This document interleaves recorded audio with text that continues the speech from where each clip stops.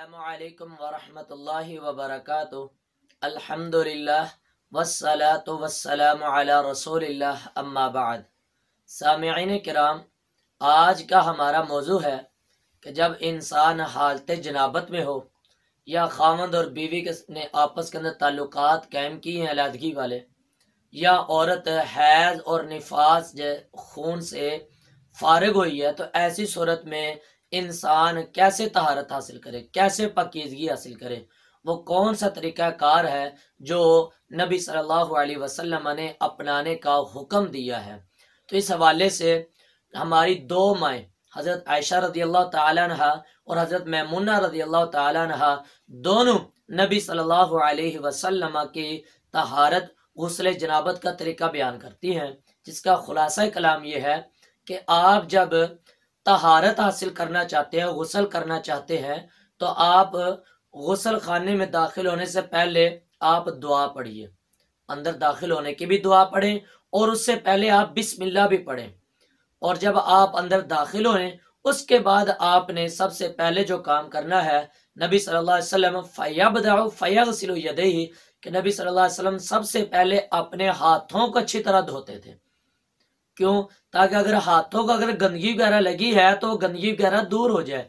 जब आपके हाथ अच्छी तरह पाक साफ हो जाएंगे, अपने हाथों को धो लिया, सुम्मा युफ्रिगु बियमीनी अला शिमाली फयगसिलु फरजहु, फिर नबी सल्लल्लाहु अलैहि वसल्लम अपने दाएं हाथ के साथ पानी डालते थे और अपने बाएं हाथ के साथ नबी सल्लल्लाहु अलैहि वसल्लम अपनी शर्मगाह को और वो जगह जहां पर गंदगी वगैरह लगी होती थी उसको अच्छी तरीके से साथ धोते थे, उससे गंदगी वगैरह को दूर करते थे, पाक साफ करते थे।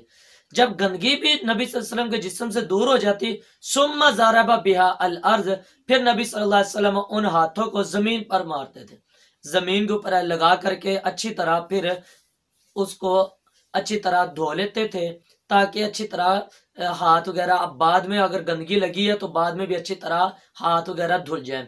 तो आजकल चूंकि हमारे गुस्ल खाने या हमारे घर जो है वो मार्बल लगा होता है, टाइल्स लगी होती हैं, तो अब मिट्टी का वो दौर नहीं रहा।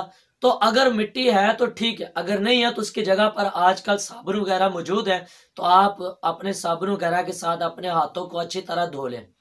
फिर उसके बाद सुम्मा यतवज़्ज़उ कमा यतवज़्ज़उ लिस्सलाह, फिर नबी सल्लल्लाहु अलैहि वसल्लम वैसा वुजू करते थे जैसा नबी सल्लल्लाहु अलैहि वसल्लम नमाज के लिए वुजू करते थे। तो ये सब कुछ करने के बाद फिर आपने वुजू करना है, वही तरीका कार से वुजू करना है जो आप नमाज के लिए वुजू करते हैं। जिस तरह के हमने पहले कुछ वीडियोस में हमने वुजू के कुछ अहकाम मसाइल पढ़े थे, वुजू करने का तरीका कार पढ़ा था, तो वैसा वुजू करना है, कुली करनी है, नाक में पानी डालना है, झाड़ना है, चेहरा धोना है, बाकी सारे मामला।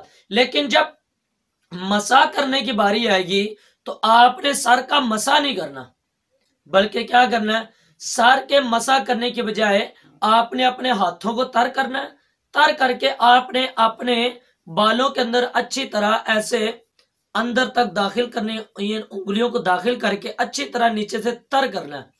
फिर उसके बाद सुम्मा हाफिना अला रासी सलासा, नबी सल्लल्लाहु अलैहि वसल्लम तरीका, फिर नबी सल्लल्लाहु अलैहि वसल्लम 3 बुक भरते पानी के और अपने सर के ऊपर डालते थे। पहला बुक दाएं जानिब, फिर बाएं जानिब, फिर दरमियान में डाल करके फिर अच्छी तरह इनको अच्छी तरह मलना चाहिए, ताकि बालों के नीचे जड़ों तक पानी पहुंच जाए।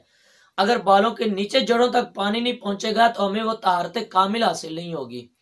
इसलिए हजरत अली रजी अल्लाह ताला अन्हु कहा करते थे कि फमिन सम्मा आदे, तो लोगों में इसी वजह से ही अपने सर का दुश्मन बन गया था। इसी वजह से, क्या मतलब दुश्मनी का, कि हजरत अली रजी अल्लाह ताला सर के बाल लंबे रखा ही नहीं करते थे, हमेशा बालों को कटवा के रखते थे कि कहीं मैं गुस्ल करते वक्त कहीं एक बाल जितनी भी मेरे सर के अंदर कोई ऐसी जगह ना बच जाए कि जिसको पानी ना पहुंचाओ। अब आप अंदाजा करें कि सहाबा इकराम किस कदर एहतियात किया करते थे गुस्ल जनाबत करते वक्त। तो हमें भी इन चीजों को मद्देनजर रखना चाहिए, एहतियात करना चाहिए, अच्छी तरीके के साथ अपने सर के अंदर पानी डालना है और अच्छी तरीके के साथ बालों के अंदर उंगलियां डाल डाल करके नीचे जड़ों तक पानी पहुंचाना है। जब आप मसे की जगह पर ये 3 बुक पानी के डाल लें, उसके बाद फिर अब सुम्मा अफाजा अला सारी जसदी, फिर उसके बाद आप अपने मुकम्मल जिस्म के ऊपर पानी बहा दें। अच्छे तरीके से साथ पानी बहाएं मल मल के, ताकि कोई भी जिस्म का कोई भी उज़्व ऐसा ना रहे जिसको पानी ना पहुंचाओ। अच्छी तरह आपने वुजू करना है। लेकिन याद रखिए, अगर इसके मुताबिक आपका एक बाल जितनी भी जगह बच गई, एक बाल जितनी जगह पर भी अगर पानी नहीं पहुंचा, तो आपका वो गुस्ल नहीं होगा। इसलिए बड़ी एहतियात के साथ गुस्ल कीजिएगा। फिर सुम्मा तनहा, फिर नबी सल्लल्लाहु अलैहि वसल्लम उस जगह से थोड़ा सा हट करके फिर नबी सल्लल्लाहु अलैहि वसल्लम वहां पर अपने पाँव वगैरह धोते थे। तो ये इंसान की मर्जी है, उसी वक्त जब वुजू किया उसी वक्त ही इंसान वो अपने पाँव वगैरह को धो ले, या फिर अच्छी तरह नहाने के बाद जब निकलने लगा हो उस वक्त अपने पाँव को धो ले, तो दोनों तरह ही जायज है, जैसे इंसान चाहता है कर सकता है। लेकिन यहाँ पर एक बात याद रखिएगा, ये जो गुस्ले जनाबत है या जो दूसरा गुस्ल है तहारत का, जो औरतें हैज और निफास से फारिग होकर के जो करती हैं, ये उस वक्त तक आपका गुस्ल हो ही नहीं सकता जब तक आप इस तरीके के मुताबिक गुस्ल नहीं करेंगे। सुन्नत के मुताबिक आप गुस्ल करेंगे तो आपको पाकीज़गी हासिल होगी, वगरना आप नहा लिया या सिर्फ 3 फ्राइज नाक में पानी डाल लिया, मुंह में पानी डाल लिया और अपना चेहरा धो लिया और अपने पूरे जिस्म के ऊपर पानी बहा लिया, तो इससे आपको वो गुस्ल नहीं होगा, आपको वो तहारत नहीं मिलेगी जो अल्लाह ताला को मतलूब है। वो तहारत हासिल करने के लिए मुझे और आपको वो तरीका अपनाना पड़ेगा जो जनाब मोहम्मद रसूलुल्लाह सल्लल्लाहु अलैहि वसल्लम का तरीकाकार था। और उनका तरीकाकार क्या था? ये जो मैंने अभी तरीका बताया है, अगर इसके मुताबिक हम तहारत हासिल करेंगे तो हम पाक है, वगरना याद रखिए मैं और आप नापाक होंगे अल्लाह की नजरों में। लोगों की नजरों में जितने मर्जी पाक साफ रहे, लेकिन अल्लाह की निगाहों में मैं और आप नापाक रहेंगे अगर हम नबी सल्लल्लाहु अलैहि वसल्लम की सुन्नत के मुताबिक अगर हम गुस्ल नहीं करेंगे।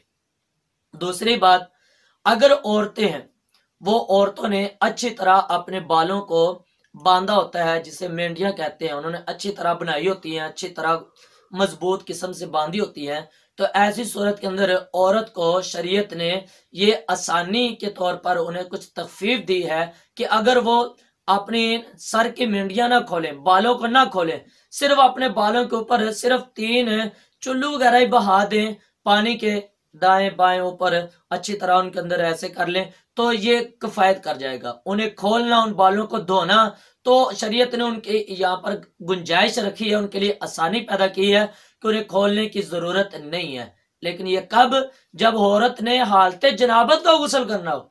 लेकिन जब हालते हैज का गुस्ल करना है या निफास से फारिग होने के बाद गुस्ल करना है, तो फिर उसके लिए औरत को अपनी ये मेंढियां खोलनी पड़ेंगी, बालों को खोलना पड़ेगा। हजरत उम्मे सलमा रजी अल्लाह ताला अन्हा नबी सल्लल्लाहु अलैहि वसल्लम के पास आती, कहती है रसूलुल्लाह सल्लल्लाहु अलैहि वसल्लम इन्नी इमरातुन अशद्दु अल्लाह के रसूल सल्लल्लाहु अलैहि वसल्लम जी, मैं एक ऐसी औरत हूं जो अपने बालों को बड़ी मजबूती से मैं बांधती हूँ। तो क्या ऐसी सूरत के अंदर मैं अपनी वो मेंढियां वगैरह खोला करूं? तो आप सल्लल्लाहु अलैहि वसल्लम फरमाया ला नहीं, इन्नमा यकफी के अला रास, कि तेरे लिए सिर्फ इतना ही काफी है कि तू अपने सर के ऊपर 3 चुल्लू पानी के बहा दे, तो इतना ही किफायत कर जाएगा।